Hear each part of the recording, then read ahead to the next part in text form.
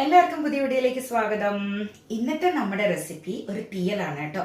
തീയലിന്റെ റെസിപ്പിയൊക്കെ ഞാൻ ഇതിന് മുൻപും ചെയ്തിട്ടുണ്ട്. നമ്മൾ തീയലുകൾ പല രീതിയിലും വെക്കും. പല സ്ഥലങ്ങളിലും പല രീതിയിലാണ് കേട്ടോ തീയലുകൾ വെക്കാറ്. ഇതൊരു ചേന വെച്ചിട്ടുള്ള തീയലാണ്. സാധാരണ ഉള്ള തീയലിന്റെ കൂട്ടല്ല. ഇതിന് വളരെ കുറച്ച് കൂട്ടേ ഉള്ളൂ, പക്ഷെ ഭയങ്കര ടേസ്റ്റ് ആണ് കേട്ടോ. ഒരു സാധാരണ ഉണ്ടാക്കുന്നതിന് കുറച്ച് വേറെ രീതിയിലാണ് കേട്ടോ ഈ ഒരു തീയൽ ഉണ്ടാക്കുന്നത്. അതിന് വേണ്ടിയിട്ട് ഞാൻ കുറച്ച് ചേന എടുത്തിട്ടുണ്ട്.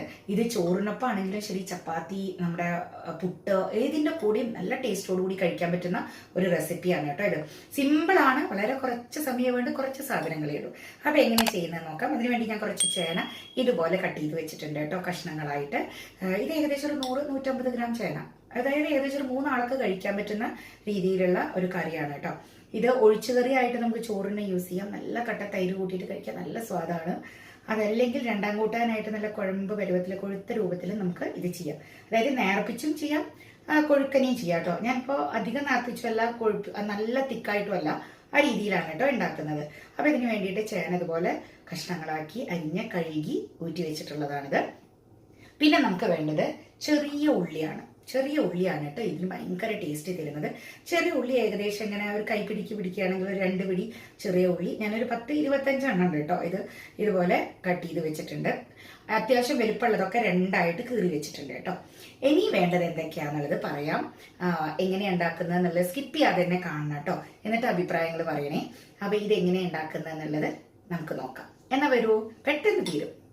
ഞാൻ ഇതിൽ ചെറുപരിപ്പ് വേവിക്കാൻ വെച്ചിട്ടുണ്ട്. ചെറുപരിപ്പ് പറഞ്ഞു കഴിഞ്ഞാൽ അറിയാലോ എല്ലാവർക്കും. ചെറുപരിപ്പ്, പയറിൻ്റെ പരിപ്പ്, നമ്മൾ പായസമൊക്കെ വെക്കുന്ന പരിപ്പ്. ഇതുപോലെ ഇതിനേക്കാളും കുറച്ചും കൂടി നിറച്ചൊരു പിടി ചെറുപരിപ്പ് ഞാൻ ചെറുതായിട്ടൊന്ന് വറുത്തിട്ട് കഴുകി വേവിക്കാൻ കുക്കറിൽ വെച്ചിട്ടുണ്ട് കേട്ടോ. ഇനി അതിന് ശേഷമാണ് ബാക്കിയുള്ളത്. അപ്പോൾ ഇത് ആദ്യം തന്നെ നിങ്ങൾ ചെറുപരിപ്പ് കഴുകി ഒന്ന് ചെറുതായി റോസ്റ്റ് ചെയ്തിട്ട് കുക്കറിൽ വെച്ച് വേവിച്ചെടുക്കാം. ഇതിൻ്റെ വിസിൽ പോട്ടെ, എന്നിട്ട് നമുക്ക് തുടങ്ങാം. എല്ലാം വന്നതിന് ശേഷം ഞാൻ മാറ്റി വെക്കുകയാണ് കേട്ടോ. ഇത് എന്നെ വിസിൽ പോട്ടെ, അതായത് സ്റ്റീമെല്ലാം പോട്ടെ. ഇപ്പോൾ വെന്തതിന് ശേഷം ഞാൻ സ്റ്റവ് ഓഫ് ചെയ്താണ്. ഇനി അതിൻ്റെ സ്റ്റീമെല്ലാം പോട്ടെ. ആ സമയത്തേക്ക് നമുക്ക് വറുക്കാനുള്ളത് വറുത്തെടുക്കാം. തീയലാവുമ്പോൾ എന്തായാലും വറുക്കാനുണ്ടാവുമല്ലോ. അപ്പോൾ എന്തൊക്കെയാണ് ചേരുവ വേണ്ടതെന്ന് നോക്കാം. ചൂടായി വരുന്ന സമയത്ത് നമുക്ക് ഇതിലേക്ക് വെളിച്ചെണ്ണ ചേർത്ത് കൊടുക്കാം.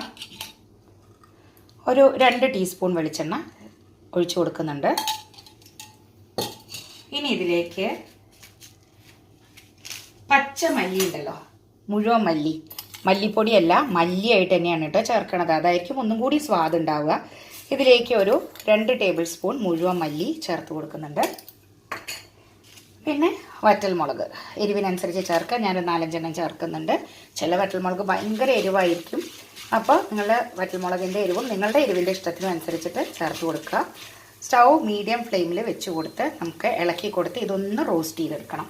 ഒപ്പം തന്നെ ഒരു ചെറിയ ഉള്ളി, അതായത് അത്യാവശ്യം വലുപ്പമുള്ള ഉള്ളിയാണ്. അപ്പോൾ നിങ്ങളൊരു 2 ചെറിയ ഉള്ളി മീഡിയം സൈസിലുള്ളത് ഒപ്പിട്ട് വറുത്ത് കൊടുക്കുക. നന്നായിട്ടൊന്ന് മൂത്ത് വരട്ടെ, എന്നിട്ട് നമുക്ക് ബാക്കി ചേർക്കാം. ഇപ്പം മല്ലി മുളകൊക്കെ അത്യാവശ്യം നന്നായി മൊരിഞ്ഞ് നല്ലൊരു മണം വരുന്നുണ്ട് കേട്ടോ. നമ്മൾ സാമ്പാർ, വറുത്തരച്ച സാമ്പാറിനൊക്കെ വെക്കില്ലേ, അതുപോലെ നന്നായി അത്യാവശ്യം മൊരിഞ്ഞ് കളറ് മാറി വരണം. മല്ലി കരിയരുത്, അതുപോലെ മുളകും കരിയരുത്. ഈ സമയത്ത് നമുക്കിതിലേക്ക് നാളികേരം ചേർത്ത് കൊടുക്കാം. നാളികേരം ഏകദേശം 1.5 പിടി നാളികേരമായിട്ട് എടുത്തിട്ടുള്ളൂ. സാധാരണ തീയലിനൊക്കെ ഒരുപാട് നാളികേരം വേണ്ടേ, എന്നാൽ ഇതിലേക്ക് അധികം നാളികേരം ആവശ്യമില്ല.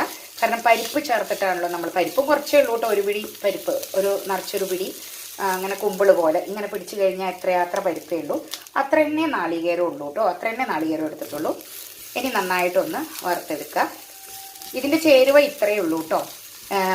മെയിനായിട്ട് ഇത് രണ്ടും നന്നായിട്ടൊന്ന് വറുത്തെടുക്കണം. മല്ലി നന്നായി വറുത്തതിന് ശേഷം മാത്രമേ നാളികേരം ചേർത്ത് വറുക്കാൻ പാടുള്ളൂ. നാളികേരം ഒരുപാട് അങ്ങോട്ട് സാധാരണ തീയലിനൊക്കെ വറുത്ത് ചുമന്നാവണ പോലെ ഇതിനാവണം എന്നില്ല കേട്ടോ. ഞാൻ ആ പരുവം കാണിച്ചു തരാം. ഒന്ന് വറുത്ത് കൊടുക്കാം. കണ്ടോ, നാളികേരത്തിൻ്റെ വറവെന്ന് പറഞ്ഞിട്ടുണ്ടെങ്കിൽ നമ്മൾ സാധാരണ ബ്രൗൺ കളറായിട്ട് എടുക്കുന്നതിന് മുൻപുള്ള ഒരു പരുവം അത്ര മതി കേട്ടോ. അല്ലാണ്ട് ഒരുപാട് ആവശ്യമില്ല. ഞാൻ ഇപ്പോൾ സ്റ്റവ് ഓഫ് ചെയ്യാണ്. ഈ ചൂടിലേക്ക് നമുക്ക് കുറച്ച് കാശ്മീരി മുളക് പൊടി ചേർത്ത് കൊടുക്കാം. ഒരു നിറത്തിന്, തീയലല്ലേ, കുറച്ച് നിറമൊക്കെ വേണ്ടേ.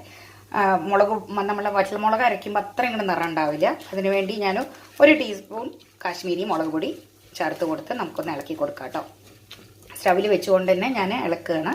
ആ ഒരു ചൂടേ ആവശ്യമുള്ളൂ. ഇനി നന്നായിട്ട് ഇതൊന്ന് മൂക്കട്ടെ. ഏകദേശം 1-1.5 മിനിറ്റ് നമുക്ക് ഇങ്ങനെ ഇളക്കി കൊടുക്കാം, കരിഞ്ഞു പോകണ്ട പൊടി. അപ്പോൾ അതിനൊന്ന് ഇളക്കി കൊടുക്കുക.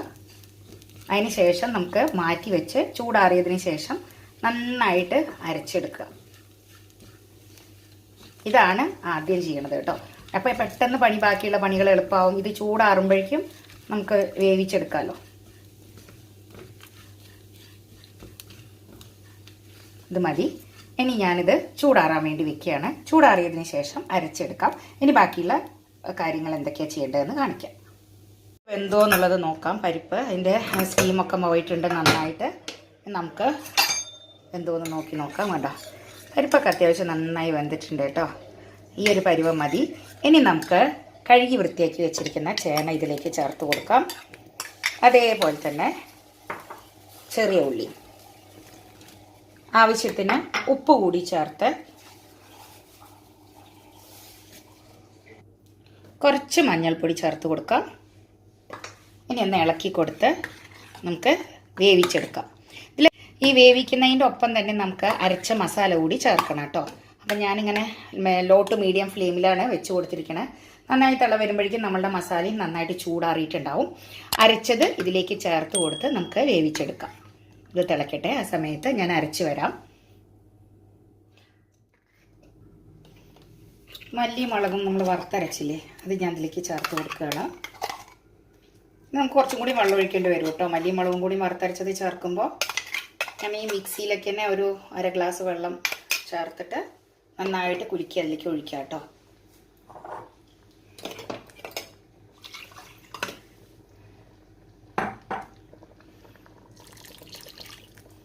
ഇനി നമുക്ക് ഇളക്കി കൊടുക്കാം. ഇളക്കി കഷ്ണം ഒന്ന് വേവട്ടെ. ഒരു വിസിൽ വേണ്ട. ശരിക്കും ഇവിടുത്തെ ചേന പെട്ടെന്ന് വേവും. അപ്പോൾ ചേന നന്നായി പെട്ടെന്ന് വേവുന്ന ചേനയാണെന്നുണ്ടെങ്കിൽ ഒരു വിസിൽ വെക്കേണ്ട ആവശ്യമില്ല കേട്ടോ. അപ്പോൾ ഞാൻ ഒരു വിസിൽ വെക്കുന്നില്ല. ഇങ്ങനെ വിസിൽ വരുന്ന സമയത്ത് ഓഫ് ചെയ്തിട്ട് എടുക്കുകയാണ്. നമുക്ക് അതിന് ശേഷം ബാക്കി വറുത്തിടാം. വറുത്തിടുന്നത് എങ്ങനെയാണെന്നുള്ളത് കാണിച്ചു തരാം. ഇത് വേവട്ടെ. നമുക്ക് അടച്ചു വെച്ച് വേവിക്കാം.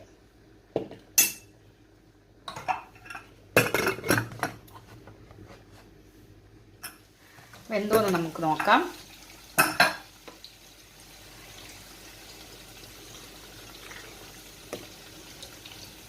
ചേന കഷ്ണങ്ങളൊക്കെ അത്യാവശ്യം നന്നായി വെന്തിട്ടുണ്ട് കേട്ടോ. കണ്ടാൽ തന്നെ അറിയാം. ഇത് മതി. ഇനി നമുക്ക് ഉപ്പൊക്കെ പാകത്തിനാണോ നോക്കാം. ഇത് ചെറുതായിട്ട് ഒന്നും കൂടി കുറുകൂട്ടോ. അപ്പോൾ ലേശം ചൂടുവെള്ളം കൂടി ഒഴിച്ചിട്ട് ഞാനൊന്ന് തിളപ്പിക്കുകയാണ്. അതിനുശേഷം ഉപ്പൊക്കെ മതിയോ എന്നുള്ളത് നോക്കുന്നുണ്ട്. പിന്നെ ഇത് ഈ ഒരു പരുവത്തിൽ മതി നിൽക്കുന്നുണ്ടെങ്കിൽ ഒന്നും കൂടി കുറുകിയിട്ടുള്ള രീതിയിലാണെങ്കിൽ അങ്ങനെ ചെയ്യാം. ഒന്നും കൂടി നന്നായി നേർപ്പിച്ച് ചെയ്യണമെങ്കിൽ അങ്ങനെയും ചെയ്യാം.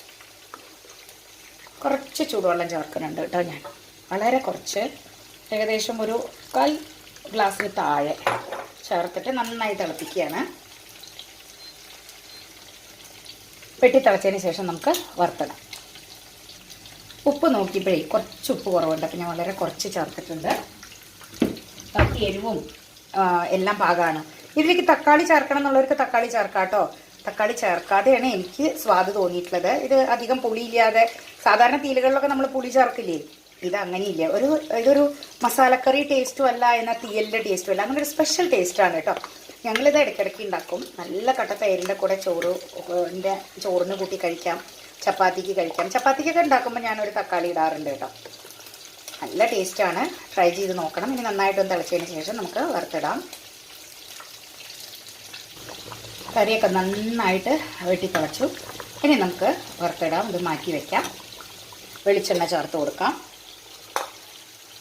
നാടൻ കറികളൊക്കെ എപ്പോഴും വെളിച്ചെണ്ണയിൽ ചെയ്യുന്നതാണ് നല്ലത്. ഏകദേശം ഒരു 2 ടീസ്പൂൺ വെളിച്ചെണ്ണ ചേർത്ത് കൊടുത്തിട്ടുണ്ട്. ഇനി ഇതിലേക്ക് അതുപോലെ കടുക് ചേർക്കാം. എണ്ണ ചൂടായി കഴിഞ്ഞാൽ ഇതിലേക്ക് ഒരു 1.5 ടീസ്പൂൺ കടുക് ചേർക്കുന്നുണ്ട് കേട്ടോ. കടുക് കുറച്ച് അധികം ഇതിലേക്ക് ചേർക്കുന്നുണ്ട്. പൊട്ടി വരുമ്പോൾ നമുക്ക് വറ്റൽമുളക് ചേർത്ത് കൊടുക്കാം. കടുകെല്ലാം നന്നായി പൊട്ടി വറ്റൽമുളക് ചേർത്തു. അതിലേക്ക് ചെറിയ ഉള്ളി, ഒരു 5-6 ചെറിയ ഉള്ളി അരിഞ്ഞത് കൂടി ചേർത്തിളക്കുന്നുണ്ട് കേട്ടോ. ചെറിയ ഉള്ളി വറുത്തിടണം, എന്നാലാണ് അതിന് സ്വാദ് കൂടുക കേട്ടോ.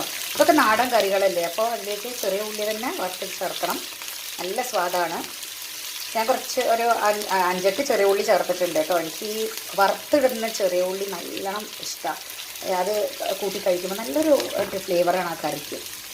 ഇതൊന്ന് നന്നായിട്ട് ചൂടാവട്ടെ, നല്ല ഗോൾഡൻ കളറ് ആയി വരട്ടെ കേട്ടോ. ഗോൾഡൻ കളറ് ആയി വന്നിട്ടുണ്ട് ഉള്ളി. ഇനി ഇതിലേക്ക് നമുക്ക് ധാരാളം കറിവേപ്പില ചേർത്ത് കൊടുക്കാം കേട്ടോ.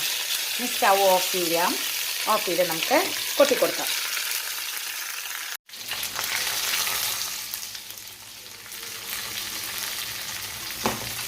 ഇനി ഉള്ളിയൊക്കെ ചേർത്ത് നമുക്കൊന്ന് ഇളക്കി കൊടുത്ത് അടച്ച് വെച്ച് ഒരു 10-15 മിനിറ്റിന് ശേഷം നമുക്ക് സെർവ് ചെയ്യാം കേട്ടോ. അപ്പോൾ ആ ഉള്ളിയുടെ ഫ്ലേവറൊക്കെ ആ കറിയിലേക്ക് നന്നായിട്ട് ഇറങ്ങും. അതിന് ശേഷം നമുക്ക് ഊണ് കഴിച്ചാലോ? കാണാം കേട്ടോ. ചോറ് വിളമ്പാം. ആദ്യം ചോറ് വിളമ്പി കട്ട തൈര് വിളമ്പിയിട്ടുണ്ട് ഒരു സൈഡ്. മാമ്പഴ പുളിശ്ശേരി കുറച്ചുണ്ട്, അത് ഞാൻ ഒഴിക്കുകയാണ്. ഒരു സൈഡിൽ അതും ഇരിക്കട്ടെ.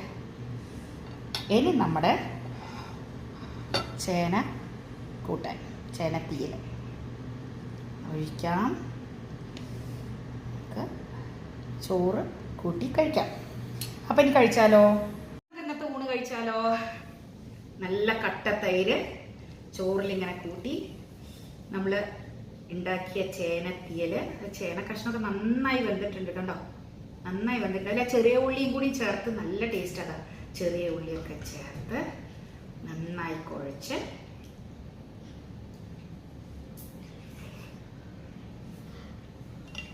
നല്ല ടേസ്റ്റാണ്. എല്ലാവരും കഴിച്ചു നോക്കണം. നല്ല കട്ടത്തൈരും ഈ ഒരു കറിയും മതി. ഇതിന്റെ കുഴമ്പ് പരുവാണ് കണ്ടോ, ഇതിന്റെ പരുവം കണ്ടോ, ഈ പരുവത്തിലാണ് ഞാൻ ഉണ്ടാക്കിയിരിക്കുന്നത്. നിങ്ങൾക്ക് കുറച്ചും കൂടി നേർപ്പിച്ച ഒന്നാം കൂട്ടാനായിട്ട് ചെയ്യാം. ഇതിൽ വേണമെങ്കിൽ തക്കാളിയും ചേർക്കാം കേട്ടോ. അപ്പോൾ ഇങ്ങനെ തന്നെ ഉണ്ടാക്കി നോക്കി അഭിപ്രായങ്ങൾ പറയണം. ഒരു രക്ഷയില്ലാത്ത നാടൻ കറികളാണ് ഇതൊക്കെ. എല്ലാവരും ഉണ്ടാക്കി നോക്കണം കേട്ടോ. ഇനി നമുക്ക് മാമ്പഴ പുളിശ്ശേരി കൂട്ടി, പിന്നെ അതൊന്നും പറയാനില്ലല്ലോ, മാമ്പഴ പുളിശ്ശേരി കൂട്ടി കഴിക്കുമ്പോൾ അതിലേറെ ടേസ്റ്റാണ്.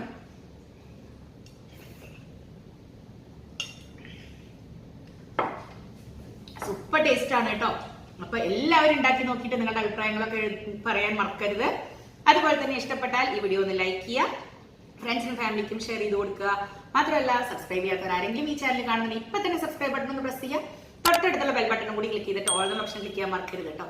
എന്നാലേ ഞാനിടുന്ന വീഡിയോകളുടെ നോട്ടിഫിക്കേഷനൊക്കെ അപ്പം തന്നെ വരുള്ളൂ. അപ്പൊ വേറൊരു ടേസ്റ്റി റെസിപ്പിയായി കാണാം. അപ്പൊ ഇനി ഞാൻ ബാക്കി ഊണ് കഴിക്കട്ടെ കേട്ടോ. Thank you.